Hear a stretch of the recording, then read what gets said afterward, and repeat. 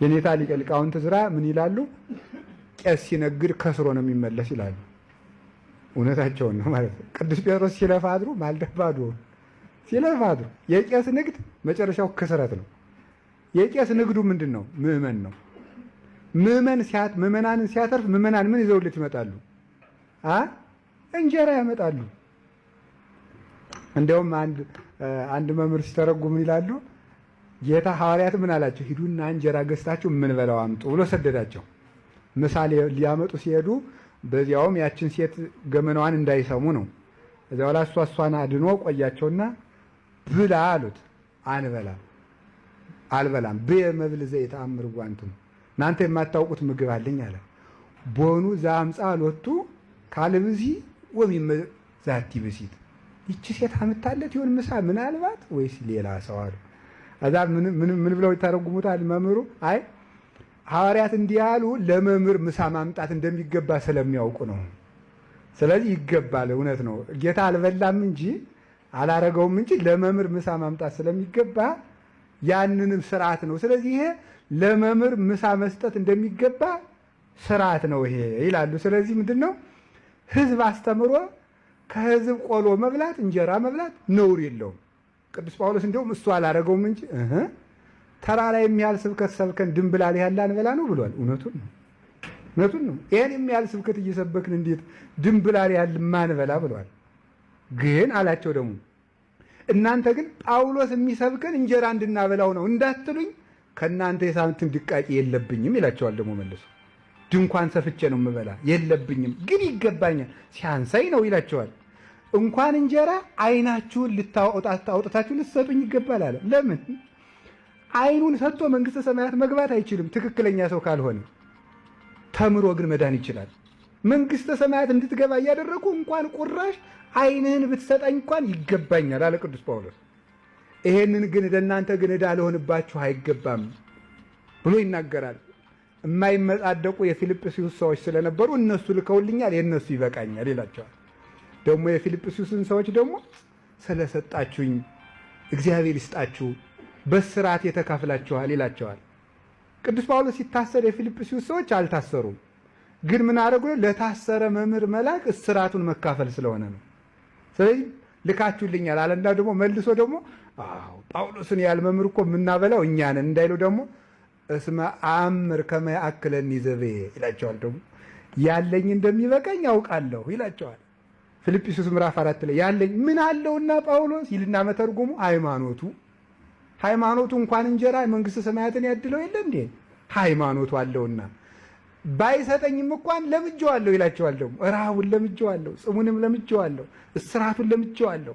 ማን አስችሎ ኩሎ እክል በዘውቱ አክህለኒ ክርስቶስ በሚያስችለኝ በክርስቶስ ሁሉን ይችላል ብሎ ይናገራል። ስለዚህ ምን አደረገ ቅዱስ ጴጥሮስ? ቄስ ሲነግድ አያምርበትም። የቄስ ንግዱ ምዕመናንን ማትረፍ ነው እና ቅዱስ ጴጥሮስ ተሳስቶ ስለነበረ ጌታ ከዚህ ስህተት ለመመለስ ነው የተገለጠላቸው። ተሳስታችኋል፣ አይሆንም፣ የመንግስተ ሰማያት መክፈቻ ሰጥቼ እንግዲህ አሳ እንዳታጠምድ ብዬ እንዴት ገንዘብ ለማጥመር ትሄዳላችሁ? አሁን በዚህ ዘመን እንደው መቼስ ከባድ አይደል? እንናገረው። ቤተ ክህነትና ምዕመን አልገናኝ አለ። በገንዘብ ምክንያት አልገናኝ አለ። ተራርቆ ቀረ ማለት ነው። ገንዘብ ክብር ሆነው አንድ ናቸው። ገንዘብ ክብር ሆነው አንድ ናቸው። አሁን መብራት የለም እንጂ ያሳያችሁ ነበር። መብራት አብርቼ ጥላ አለ። ጥላውን ስከት መብራቱ በኋላዬ ነው። ልብ በሉ፣ መብራቱ በኋላዬ ነው። መብራቱ በኋላዬ ሲሆን ጥላዬ በምን ይሆናል? አቤት ጥሩ። ጥላውን ስከተለው ምን ይላል? አቤት እሺ። አሁን ብሮጥሳ መሮጥ፣ ስሮጥሳ መሮጥ በሉ እንጂ። አሁንም ስሮጥሳ መጨረሻ ልብ መፍረጥ ይኸውላችሁ። እሺ አሁን ደግሞ ተመልከቱ። ፊቴን ወደ መብራቱ ስዞር ደግሞ ጥላው በየት ይሆናል? አቤት እሺ። አሁን ወደ መብራቱ ስሄድ ጥላው ምን ያደርገኛል? አሁን ስሮጥ ገንዘብ እንደዚያ ነው። ሲንቁት ምን ያደርጋል? ይመጣል። ሲንቁት ይመጣል። ስትከተለው ግን ልብ ፍርጥ አይሞላም። ገንዘብን የሚያድን ሰው አያገኛትም። ክብርም እንደዚያ ነው። ዘያሐስሶን ለክብራት ይጎየ ያእምኔሁ አረጋዊ መንፈሳዊ ክብሮችን ወይም ክብራትን የሚፈልጋቸው ሰው ከሱ ይሸሻሉ እንደ ጥላ ማለት ነው። ክብርም ሲሸሹት ይመጣል። ሲሸሹት ደግሞ ሲያድኑት ደግሞ መሸሽት። ገንዘብ እንደዚህ ነው። አሁን የእኛ ቤት ሰው አላወቅበትም። ሀብታም ለመሆን ራሱ ሀብትን መናቅ ነው መንገዱ። አልገባውም። ደግሞ ሰው ተንኮለኛ ሆኗል። አሁን የዚህ ዓለም ሰው ራሱ ምዕመኑ አሁን ቀላል ሰው መስሏቸዋል። በጣም ተንኮለኛ ነው። ምን ያደርጋል መሰላችሁ? አባ እንደ ይችን 200 ብር እንደው 200 ብር ናት አይልም። ዝም ብሎ እንዲህ አድርጎ ነው ብሩን ደግሞ አውቆ ዝርዝር ያደርገዋል። ከዛ በዚህ ሙልት ያለ ሲሆን 20 ሺህ ይመስለዋል ማለት ነው። ይችን ለአንዳንድ ነገር ሲለው እውነት መስሎት ቀበል ሲያደርግ ሂዶ ሲያው ቤት 200 ብር። ቆይ ችግሩ ሰውየው ተስገብግቦ መቀበሉ እንዳይመስላችሁ። ሰዎቹ ከዚያ በኋላ ምን እንደምታውቃለች? አይ ይቺ መነኩሴ የገንዘብ ወዳጅ ናት ማለት ነው። በጊዜ መሸሽ ነው ይላል ማለት ነው። ፈትኖ ማለት በጣም ተፈታት። ሰው ዱርዬነቱን ጨርሶ ነው ወደኛ የሚመጣው ማለት ነው። ጨርሶ ሲሰለቸው ነው እኛን ሊፈትን የሚመጣው ማለት ነው። ሰው ምን ማድረግ አለብን? ሰው አልፈልግም ካሉ ግን እኔ ጥሩ አባት ናቸው ይላል ማለት ነው። ከዚያ በኋላ ታዞ ይሰራል፣ የሚበላ ይሰጣል፣ ልብስ ይሰጣል፣ ቤተክርስቲያን ያገለግላል። ምክንያቱም አሁን ሌባ አሰልችቶታል። ህዝቡን ራሱ ምን ያደርግ ማለት ነው። አስመሳዩ አሰልችቶታል። በቆብ የሚያጭበረብረውም በዝቷል፣ በቀሚስ የሚያጭበረብረውም በዝቷል። በእውነቱ መርካቶም ቆብ ይሸጣል። ገዝቶ ዝም ብሎ ቁብ አድርጎ እግዚአብሔር ይባርክሽ ወለተ ማርያም፣ እግዚአብሔር ይባርክሽ፣ እግዚአብሔር ይባርክሽ እናቴ፣ እግዚአብሔር ይባርክሽ። ፍዳ ሆኗል። በቃ ፍዳ እግዚአብሔር ይስጥልኝ ማለት ነው። ብትለፋ መረብህን በቀኝ ካልቃልቀ ብር አታገኙ። ምዕመኑ አሁን ደግሞ ልቡን እየመለሰው ነው። እግዚአብሔር ይመስገን ጨርሶ የመለሰው በእውነቱ ማለት ነው። የሌባ መጫወቻ አይሆንም ነገ ከነገ ወዲያ። ምክንያቱም ለምንድን ነው ይሄን ቃል እግዚአብሔር እያወቀ መከራም እያስተማረው ነው። ሰው ቸግሮታል፣ አልታወቀም። ከክርስቶስ ጋር ብንሆን ግን ይመጣል። ነገር ግን ቄስ ገንዘብ ፍለጋ ከወጣ በወጣበት ይቀራል እንጂ ገንዘብ አይገኝም። ገንዘብን ሲጥሉት ይመጣል። ይሁዳ ፈለገው፣ ምን አደረገው? እዞት ጠፋ በእውነቱ ማለት ነው። ገንዘቡን ፈለገ። ያችን 30 ብር ጌታው የሚሰጠውን ያን 30 ብር ስጠኝ ቢለው መድኃኒዓለም እንኳን ሳንቲም ደሙንም አይከለክለውም። ስጠኝ። አሁን ያን እኮ ሳይሸጥ እኮ አይ ጌታዬ እኔ 30 ብር ጾር ሆኖብኛል እንደው ስጠኝ እዚህ ልቆንጥር ቢለው እኮ ሙላውን ከረጢቱን ውሰደው ይለው ነበር። ስግብግብ ስለሆነ ግን እዞት ጠፋ። አይደረስም። ዘመኗን በሙሉ ራሷን ሽጣ የነበረች ሴት ራሷን የሸጠበችበትን ሳንቲም ሽቱ ይዛ ጌታዋ ጋር ስትገናኝ ዘመኑን ሙሉ ከጌታው ጋር የኖረ ሰው በ30 ብር ራሱን አጣ። ከዚህ በላይ ክስረት አለ እንዴ? ሳንቲም አግኝቶ ክርስቶስን ከማጣት በላይ ምን ክስረት አለ? ሳንቲም አገኘ፣ ክርስቶስን ግን አጣ። ይሄ በጣም ችግር ነው። ዓለም ይቻለም ማለት በእውነቱ ማለት ምንድን ነው? በሬን እንደሚያርድ ስጋ አራጅ ናት። ጨውን እያላሱ በሬውን እንደሚያርዱት ሳንቲም ታቀርብልናለች፣ ክርስቶስን ትነጥቀናለች። ይሄ ነው መከራው በእውነቱ ማለት ነው። እንደ ገንዘብ ያለ አይደለም። አንድ መናኝ መነኩሴ እንዳደረጉ ታውቃላችሁ? ሳንቲም ሲያጠራቅሙ ኖሩና ሲሞቱ ደግሞ የገንዘቡ ፍቅር ያልጠፋላቸዋል። ምን አደረጉ መሰላችሁ? ሳንቲሙን ህባታቸው ተራሳቸው ስር ቆፍረው ቀበሩና ስሞት ላቤ የተንጠፈጠፈበት ስለሆነ እዚህ ቅበሩኝ አሉ። ሳንቲሙ እንዳይርቁ ማለት ነው። አብረከው ተቀበሩ። በሌላ ቀን ምንድን ነው ያደረገ? እሳቸውን በልቶ እሳት ተመልከቱ። ወርቁ እሳት ስለሆነ ማለት ነው። ወርቁ እሳት ሆኖ ስጋቸውን በልቶ ከላይ ወጥቶ ከጉድጓዱ በላይ ሲጤስ ተገኘ። የገንዘብ ፍቅርም እንዲህ ተገልጧል በእውነቱ ማለት ነው። እና ገንዘብ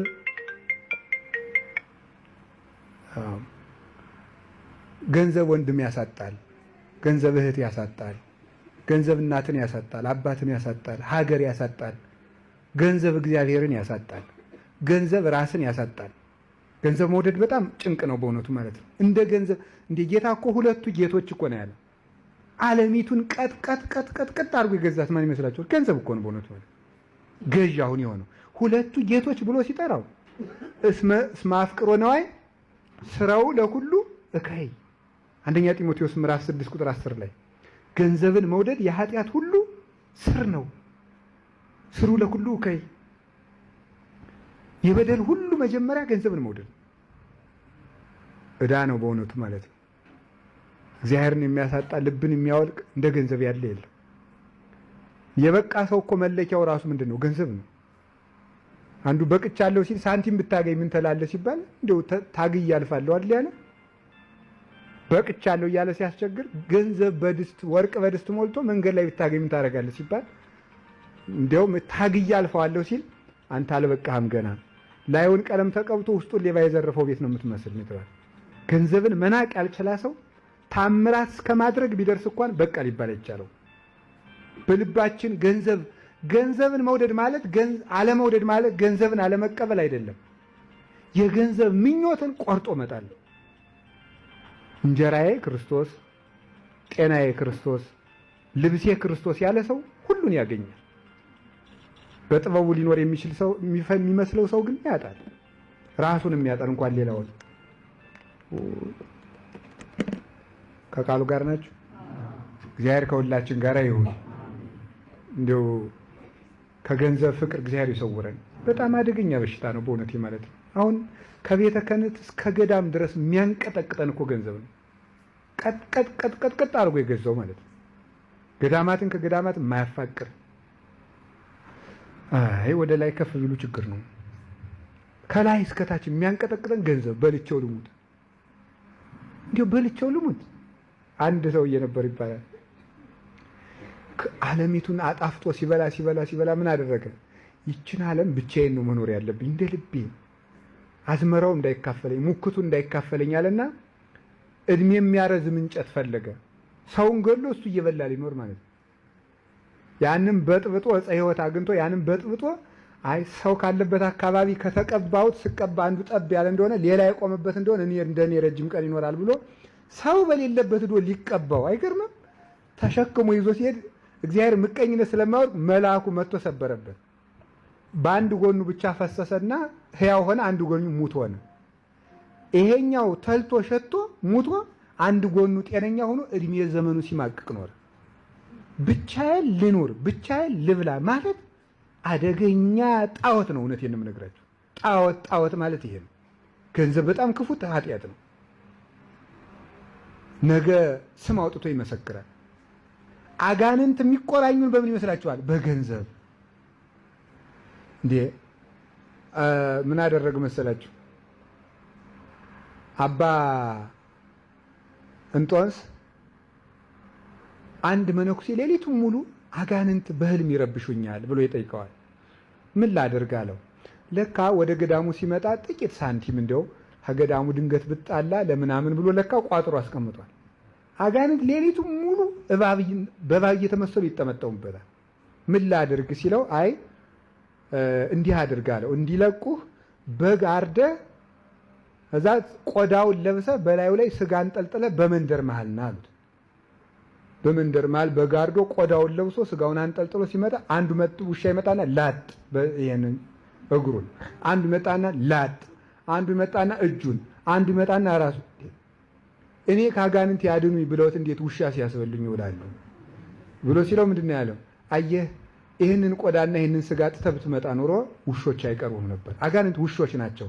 ሳንቲም አጠገብህ ከሌለ አጋንንት ውሻ ናቸው። ከአንተ ርስት የላቸውም፣ አይቀርቡህም ማለት ነው። ያንን ወርሮ ሲጥል በቃ ነፃ ወጣ። የሰላም እንቅልፍ ተኛ። እረፍት የሚነሳ እኮ እንዴ! የሀገራችን ሰው እንኳን ሲተርት አልሰማችሁትም እንዴ? ገንዘብ የሌለው ድሃ በሽፍታ መሃል እየዘፈነ ይሄዳል። ምን ይቀሙኛል ብሎ ይፈራል። የለውማ እያቅራራ በሽፍቶች መሃል የለውም፣ እንደ ልቡ ነው የሚሄደው። አለው ግን አሉ ጠይቀ ንገረኝ እያለ ነው የሚሄደው ማለት ነው። የገንዘብ ፍቅር በጣም አደገኛ ነው። ገንዘብ የማይወድ ሰው የድሃ እንቅልፉ ጤና ነው ይላል ሰሎሞን። እስቲ በሉ የድሃ እንቅልፉ ምንድን ነው? ጤና ነው። ይሄን ልሞክረው ብሎ ሲራክም ይናገራል። ይሄን ልሞክረው አለና አንዱ ባለጸጋ ምን አደረገ? ልሞክረው ብሎ አይደለም። እንቅልፉን አይተ እንቅልፍ አይወስደውም። ሀብታም ነው። ወላን አልጋ ተነጥፎ ሽቱ ተረፍርፎ መጋረጃ ተጋርዶ ወላንሳ ተነጥፎ አምሮበት ጠጅ ጠጥቶ ጮማ ቆርጦ አዝማሪ ሲያጫውተው አምሽቶ በሙሉ ተኛ። ኋላ እንቅልፍ አይወስደውም። ሎሌው ግን ሲያሳልፍ ይውልና ምን ሲልና አንዳንድ የደሃ ልብስ አለች አይደል? ወደ ላይ ሲለው እግሩ ባዶ ይሆንበታል በብርዱ፣ ወደ ታች ሲለው ራሱ ባዶ ይሆን ፊቱን ይበርደዋል። እንዲህ ያለ የደሃ ልብስ ለብሶ ግን ለሽ ብሎ ዝም ብሎ አንተ ግርድስ ተነስ ብሎ ማልዳ 3 ሰዓት ነው የሚነሳ። ቆይ ግን ይሄ ዳብ ልብስ የለውም እዚህ ላይ ተኝቶ መሬት ተኝቶ እንቅልፍ ይወስደዋል። እኔ ምን ስለሆንኩ ነው ብሎ ቆይ ምንድን ነው ብሎ አንድ ቀን ሲፈትን ይሄን ብር ለገሌ ይሄኛው ደግሞ ለገሌ ያወርሰዋለሁ ሲለካ እንቅልፍ አልወስደው ብሏል። እስቲ ለዚህ ሎሌም ልስጠው ብሎ 300 ወቄት ወይም 300 ብር ሰጠዋል። 50ውን ላክስቲ የለም ይበዛባታል።